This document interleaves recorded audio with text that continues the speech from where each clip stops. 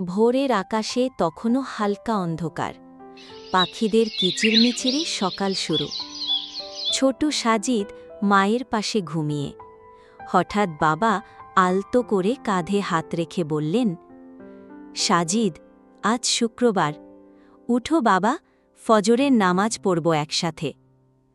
ঘুম জড়ানো সাজিদ বলল, বাবা, আজ তো ছুটি, একটু পরে উঠি।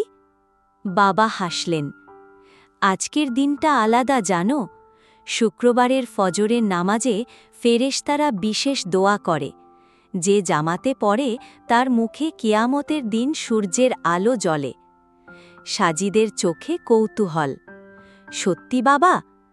হ্যাঁ বাবা, আল্লাহ আজ বিশেষ রহমত বর্ষণ করেন। কথাটা শুনে সাজিদ তাড়াতাড়ি উঠে অজু করল। ঠান্ডা পানিতে কেঁপে উঠলেও মনে মনে বলল, আজ আমি আলোয় ভরে উঠব। বাবা ছেলে একসাথে মসজিদের পথে হাঁটছে। ভোরের বাতাসে আজানের সুর ভেসে আসছে, হাইয়া আলাস সালাহ, হাইয়া আলাল ফালাহ।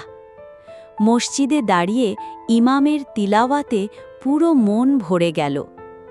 নামাজ শেষে সাজিদ বলল, বাবা, আজ মনটা কত শান্ত। বাবা মৃদু হাসলেন, এই শান্তিটাই আল্লাহর রহমত বাবা। যে শুক্রবারের ফজরের নামাজ পড়ে আল্লাহ তাকে পুরো সপ্তাহ নূরের মধ্যে রাখেন। সাজিদ মাথা নাড়ল, আমি আর কখনো শুক্রবারের ফজর মিস করব না, ইনশাল্লাহ।